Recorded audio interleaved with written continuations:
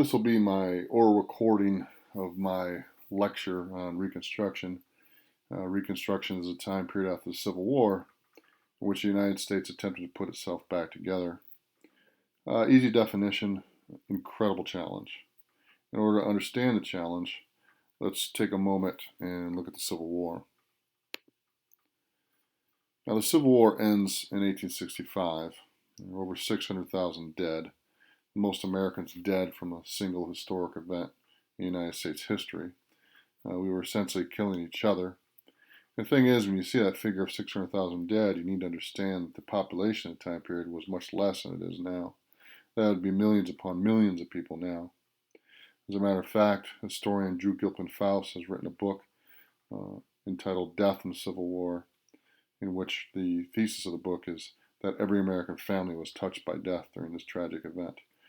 So imagine an event like that. We're currently experiencing a pandemic in which tragically over 200,000 people have died, and many of us, at least in our part of the country, haven't experienced any of that death. But during the Civil War, nearly every family did. So part of the challenge is recovering from that tremendous loss of life. The South's economy is destroyed. In the course of the war, the North had made the decision in order to get the South to surrender and agree to the surrender terms. The North made a decision that they were going to wage total war on the South. And as they did so, much of the Southern infrastructure was destroyed. Some Southern cities were destroyed. Indeed, some Southern cities were destroyed by retreating Confederate troops in some cases. And so this is a tremendous challenge as well. How do we get the South to recover economically? And then, of course, there are 4 million, some sources say 5 million newly freed slaves. What do we do with them? This is a tremendous influx of newly freed people into American society. And I don't know about you, but if I'm a newly freed slave, the last thing I want to do is go back to picking cotton. I want to control my own destiny. There are so many tragedies to slavery, so many. But perhaps its greatest tragedy is that if you are a slave, you have no control of your own destiny at all. You can't even protect your family. Families are separated. And so for the first time in your life, if you're a newly freed slave, you want a chance to control your own destiny, make your own decisions, do things that you want to do. And so therefore many of the slaves aren't going to want to go back to picking cotton. And if they do, they're going to want to do so on their own terms. And so these are tremendous challenges because somebody has to pick cotton. The economy of the entire country is dependent upon it. The textile industry in the North was fueled by the cotton agricultural system in the South. And that's another thing that I think most Americans don't understand is the billions upon billions of dollars of wealth that was generated by African American labor really throughout this country's history, but obviously during slavery as well. Wealth that they really never have been compensated for, then or now. And that's tragic. And so these are big questions that have to be answered going forward. This is a challenge. Okay, Reconstruction defined. Reconstruction has a couple definitions. Reconstruction is, as I previously mentioned, the period during which the United States began to rebuild after the Civil War. It is also the process the federal government used to readmit the defeated Confederate states to the Union. It's going to last from 1865 to 1877, and as I present this lecture, the thing that I want my students to think about is whether or not Reconstruction was a success or a failure. Your test is next week, and one of the key essay questions on it is going to be whether or not Reconstruction was a success, and you'll have to determine that. So do your best to learn about it and prepare for that test, and think about whether or not it was a success as I present this content.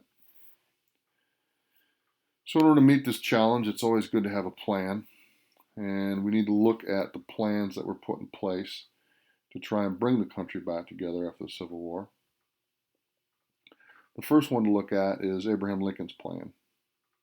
Now, Abraham Lincoln will be president throughout the Civil War. Tragically, he'll die in April of 1865, just as the war is ending. He'll be assassinated. But during the war, he had proposed a plan of proclamation of amnesty and Reconstruction, more commonly known as the 10% plan. Now, under this plan, Confederates could be pardoned, who swore loyalty to the Union. If a Confederate swore loyalty to the Union, it said that he would never rebel against it again. He would be pardoned. As soon as 10% of a state did so, that state could be readmitted to the Union. Remember, Confederate states in the South, and there were 11 of them, had decided to leave the Union, decided to leave the country. Lincoln is saying, we want to make it relatively easy for them to come back in. Lincoln wants a quick reconciliation. He wants a quick healing. So all he's saying is this: if 10% of a state's citizens sign a loyalty oath, that state can come back into the Union. Georgia, if 10% of your citizens sign that oath, come back. South Carolina, Alabama, Mississippi, Texas, Louisiana, other southern states that had left the Union, as soon as 10% of your people swore loyalty, you could come back. Now, the first question we should be asking ourselves is, wow, that's pretty easy. That's not too harsh. Imagine if I said to you as students, you get 10% of your questions right on your test next week and you get an A+. You'd probably be pretty happy about that. You probably wouldn't even have to study. Now, the reason why Lincoln is doing this is because he believes in quick reconciliation. He wants the country to come back together quickly. He's not really interested in punishment. Now, there is a question that this raises here, and this question has been debated among historians really since this plan has been proposed way back in the 1860s. And that is, would Lincoln have protected the rights of newly freed slaves? There are many historians who assert that he would have, and there is evidence that he would have. One of these things is his last speech. In Lincoln's last speech, he mentioned the possibility of granting the vote to well-educated African Americans and those who had fought for the country. He had also had discussions with Thaddeus Stevens on this issue. So there are those who believe that Lincoln would indeed have protected African American rights, at least those who had served for the Union in Reconstruction, but we really don't know because tragically he was killed. When a president dies, the vice president takes over. In many respects, we went from one of the best presidents in United States history to one of the worst. Lincoln's vice president was Andrew Johnson. When Lincoln is assassinated in April of 1865, Johnson becomes president. His plan differs little from Lincoln's. He will pardon Confederates in large numbers. The key difference between Lincoln and Johnson is that Johnson is a racist. He believed in white man's rule, and what we will see Johnson do as a result of that belief is restore planter power in the South. The plantation owners, those who arguably had been the key cause of the war due to wanting slavery to expand into American territories, they see their way of life being restored. They see their wealth being restored. And they immediately start to pass a series of black codes to put African Americans in a place of very low status in Southern society. Right away, they are not being granted citizenship. This is going to cause many people to be upset, and it's going to cause a showdown in Congress. Basically, what Johnson seems to be doing is letting the South go back to the way it was. And there are many people in Congress who are like, if that's the case, then why was the war fought? We can't go back to the way things were, or all those who would have fought in the war would have died in vain. So there are going to be members of Congress who are upset, particularly the radical Republicans. Now remember, kids, we have three branches of government, right? We have the legislative branch, the executive branch, and the Supreme Court. Reconstruction represents a showdown between the legislative and the executive branch, Congress and the president. The radical Republicans are upset with Johnson pardoning Southern planters and restoring things in the South back to the way they were, and they want to do something about it. The radical Republicans are principled men. They believe that every American, at least male, they're probably still slighting women at this point, but they believe that every American, black, white, or whatever race, should have full citizenship rights and protections. That's why they're radical, because they believe in great change. They don't want to maintain things the way they are. They believe great reform is needed. That's what it means to be radical. Two men to mention here are Thaddeus Stevens and Charles Sumner. This is Charles Sumner on the left, and this is Thaddeus Stevens. Charles Sumner is a senator from Massachusetts, and Thaddeus Stevens is a representative from Pennsylvania. They are angry at the leniency of the presidential plans. They believe that they are too light on the South. They believe that the South should be punished and that African Americans should be given full citizenship and the right to vote. So their plan. They reject the Confederate governments established under Johnson. As a matter of fact, they lock the doors. They don't allow ex-Confederate officials elected in the South to even come into Congress. They don't approve his plan, and therefore they don't accept those men back into office. They consider them traitors. So they reject the Confederate governments established under Johnson, and they require 50% oath. So now the radical Republicans are saying if a southern state wants to come back into the Union, then 50% of its citizens must pledge loyalty to the Union. Now that's much steeper and much stricter than 10%, but still reasonable, one could argue. Only half of a state's citizens have to pledge a loyalty oath or pledge loyalty to the Union for that state to come back in. Once again, if I told you on your test next week that if you got half of the questions right, you would still get 100%, most of you would be pretty happy about that. So this is definitely stricter, but still reasonable, at least in the eyes of the radicals. But there are other things that they want southern states to accept, and they want to protect the rights of the newly freed slaves. Remember, they're principled men who believe fully in the promises of the Declaration of Independence. Things they do to try and protect African American rights, newly freed slaves' rights, is they established a Freedmen's Bureau to provide food, clothing, hospitals, legal protection, and education to former slaves.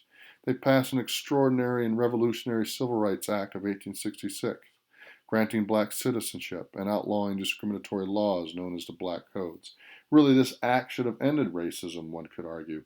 There shouldn't have been any need for future Civil Rights Acts after this one, because essentially discrimination was outlawed. However, we know that's not the case. To further reinforce acts such as the Civil Rights of 1866, the radical Republicans are able to get three key amendments through in this time period. The 13th, which will outlaw slavery. Lincoln will support this act as well before his death. The 14th, which is arguably the most important amendment in the United States history. The 14th Amendment defined citizenship as anyone born or naturalized in the United States and prevented states from denying the rights and privileges of citizenship to any U.S. citizen. This is the act that defines citizenship, the amendment, I should say, that defines citizenship. Prior to this amendment, there was no definition of what it was to be a United States citizen. And not only does the 14th Amendment define citizenship, it puts the full weight of the federal government behind our citizenship rights. In other words, when our citizenship rights are violated, we can turn to the federal government to protect us, to defend us, because of the 14th Amendment. Prior to this, we had to rely on states to do so. And tragically, we often see states in our nation's history as being the ones that are discriminatory. So we need to turn to the federal government to protect our citizenship rights. And the 15th Amendment granted voting rights to African American males. These are revolutionary amendments in a revolutionary time period that was tragically too short. Now notice, ladies, you're being denied here.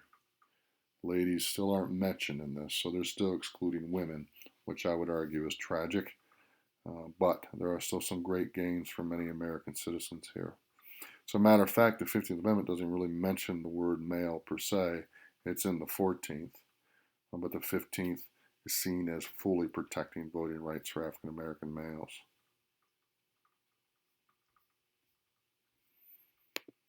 Okay, now, President Johnson will continue to block radical Reconstruction efforts, so he will be impeached. He had violated the Tenure of Office Act. Now remember, when a president is impeached, he's not necessarily removed from office. President Trump was impeached to begin this 2020, this incredibly tumultuous year in American history. He was impeached in the beginning of the year, but he has not been removed from office. He was not convicted or removed by the Senate. The same thing will happen by Johnson. Johnson's impeachment, the vote on whether or not he should be removed from office will come down to one vote. So he was almost removed from office simply because he was violating or blocking radical Reconstruction efforts. Every time they passed an act, he would veto it, and they would have to overcome the veto, whether it was renewing the Freedmen's Bureau or passing a Civil Rights Act. So they wanted him removed. This was somewhat a dubious action by Congress. The Tenure of Office Act said if a president fired a member of his cabinet without congressional approval, he could be removed from office. He did so with Edwin M. Stanton himself, who was a radical Republican or an ally of them, and therefore they tried to remove him from office, but the Senate did not convict. And in some respects, this was a waste of time by Congress anyway, because Ulysses S. Grant will be elected president in 1868, and he will support many of the radical Reconstruction efforts while he is in office. By 1870, all former Confederate states are readmitted. The Southern economy had been devastated, and now the key is to help it recover. Republican governments, in order to do so, had begun public works programs. The South, despite all its conservatism, was benefiting very much from federal government investment in this time period in its recovery, and really will continue to do so through the 1930s as FDR will continue to invest in Southern infrastructure and the Southern economy as well. But this is something that the Republican governments will begin doing in 1870s, the 1870s. There's some Southern mythology here as well. There's two terms that were developed in these reconstructed governments. The scalawags were white Southerners who joined the Republican Party. Now, a scalawag is someone who is thought to be sneaky or traitorous, right? Okay, so there were even ex-generals like James Longstreet, ex-Confederate generals who joined the Republican Party because they thought the Republican Party would benefit the South with investments in the South. And typically these were not traitors, they were actually small farmers who did not want large wealthy planters to regain power, but people in the South, or at least the elites, were causing that propaganda to be issued. Carpetbaggers was another propaganda term. These were Northerners who moved south. And yes, there were carpetbaggers who took advantage, or Northerners who took advantage of Southern conditions, but many of the carpetbaggers actually helped the Southern economy recover and invested in it. But the white planters created these terms because they didn't want to lose power in the South. They didn't want to lose their economic influence in the South. So these two terms are misused or mislabeled. They are propaganda. Propaganda is often false. Perhaps the most extraordinary story of Reconstruction is the story of the freed peoples themselves. This is what attracted me to the time period as a young college historian. I was inspired by the efforts of these people who had experienced so much hardship and tragedy to try and truly experience the democracy that America is supposed to be. These newly freed peoples voted in large numbers. They founded churches. They searched for lost family members. They established schools and colleges. And their efforts, along with their efforts of the Freedmen's Bureau, they established the first public schools in the South. Public schools in the South didn't exist before the Civil War. The Freedmen's Bureau is largely to thanks for that. So what we see here is a tremendous effort. They're not just sitting around waiting for the government to help them. They're taking action. They're taking action to try and improve and take advantage of this new opportunity. It's an extraordinary story that I can't do justice to in this short of a lecture.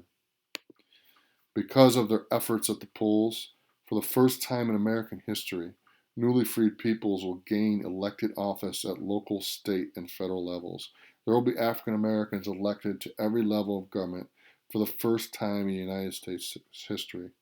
16 out of 125 Southerners, Southern African Americans, or 16 of them will be elected to Congress. So 16 out of 125 Southerners elected to Congress will be African American. Let me clarify that stat. Hiram Revels will be the first African American senator elected in United States history. This is all taking place during Reconstruction. Sharecropping. The tragedy of Reconstruction, as you can see, there were many gains. For the first time in United States history, we were living up to the promise of our creed in the Declaration of Independence, and we were truly a biracial democracy. We've seen much political reform that occurred. African Americans voting in great numbers and being elected to offices at every level of government. Investment in the South, and perhaps trying to remove the influence of the planter class in the South to some degree. But it won't last. And the tragedy of Reconstruction is the lack of economic reform. African Americans had been told uh, after the Civil War that they would have an opportunity to have their own land. There was a phrase developed called 40 acres and a mule. And they were excited about that because land represents economic opportunity. But tragically, this did not occur. There were African Americans communities that had taken over white plantations and were successful on them when whites had left during the Civil War. Tragically, much of those plantations will be given back to the white plantation owners who had, once again, were arguably the reason for the tragedy of the Civil War. And the sad thing about this is the wealth that was generated by African American labor is not rewarded again here. So most African Americans did not receive land. Instead, they became sharecroppers. This is where large landowners divide their land and assign each head of household a few acres. So what happens is you, as an African American family, you get some land to work on a plantation, and it is more independent than slavery. It is better than slavery. You're not working under an overseer anymore. You're not being whipped every day. But you just keep a small share of that land, or a small share of the crop, I should say, and the rest is donated to the landowner. And the landowner expects you to buy supplies from him in order to work that land. So what's happening is the landowner is keeping you perpetually in debt. So there's some more independence, but still perpetual poverty. So sharecropping, yes, it was a step above slavery. There's no doubt about that. But it was still a system in which many African American families were again finding themselves in a cycle of poverty that was very difficult to escape. On top of this, there is much opposition to Reconstruction. Many Southern whites are frustrated over a loss of political and economic power. They wanted to restore things back to the way they were. They were not interested in a biracial government in which African Americans had the same opportunities as them. So they formed vigilante groups. And the worst of these, of course, was the Ku Klux Klan. The Ku Klux Klan still exists today. It doesn't have the power that it used to have at one point, but nevertheless, it still sends a racist message, and we occasionally still see their protests in which they send this message.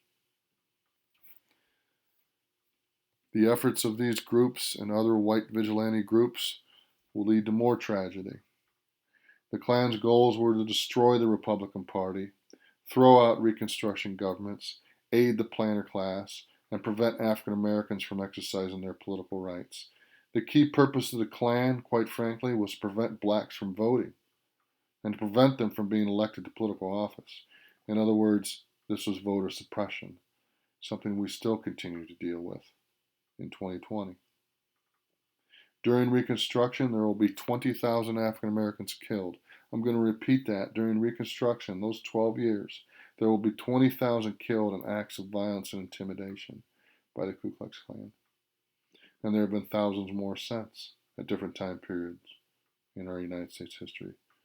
We often talk of terrorism and fearing terrorist groups, and perhaps we should.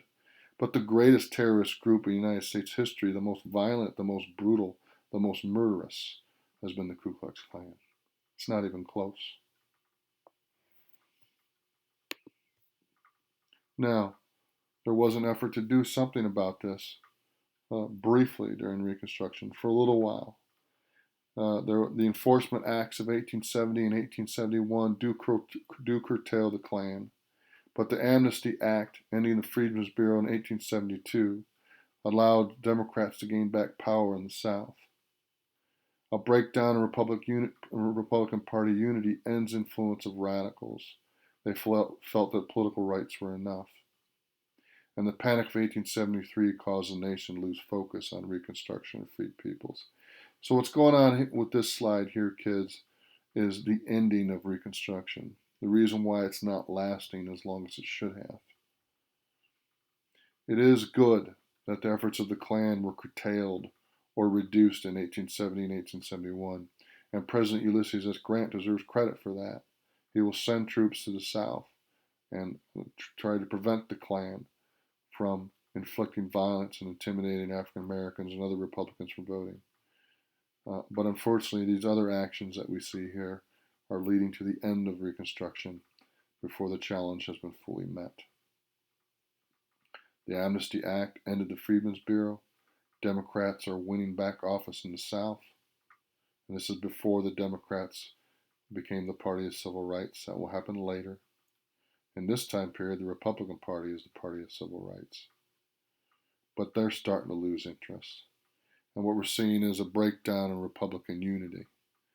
The radicals are losing power, and the moderate Republicans are gaining office and stating that enough has been done and that economic reform is not needed. And once again, that is the tragedy of Reconstruction.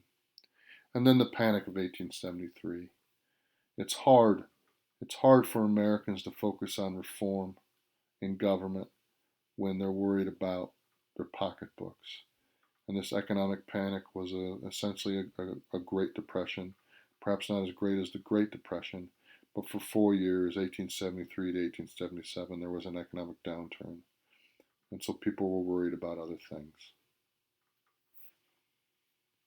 And so what happens as Reconstruction ends is we have this phrase called Southern Redemption. This is a name for Democrats returning to power in the South. They call themselves Democratic Redeemers. And what were they redeeming? They were restoring the South largely to the way it was.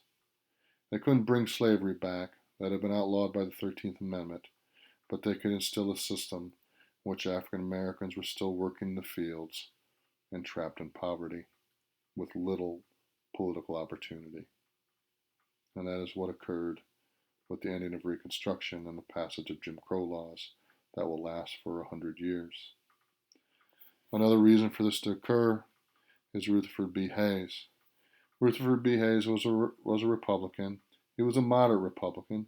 He did support some of the reforms of Reconstruction, but not the more radical ones. And in order for his election to be accepted in 1876 by Democrats, he agreed to remove troops from the South. His election was disputed. There were questionable returns that came back from Florida. There was a committee of 15 that voted 8-7 that he could be elected president. And there's much more to this than what I can tell in this lecture. But suffice it to say that he doesn't become president if he doesn't agree to remove the troops. And so troops are removed, and the Democrats recognize his election. But the tragedy of troops being removed is violence and intimidation coming back in the South towards African Americans. So next week, you will be evaluating Reconstruction. And it was a revolutionary time period, but it was short. So next week in your essay question on your tests, if you choose to argue it was a success, you can talk about or write about how it ended slavery and passed 3 amendments guaranteeing equal treatment. If you argue it's a failure, you can write about how the rights only existed on paper, but not in reality. And you can address the failure of economic reform. So think about these things as we continue to talk about Reconstruction across the next week. Please post a comment or question in the comment space of this lecture on Google Classroom.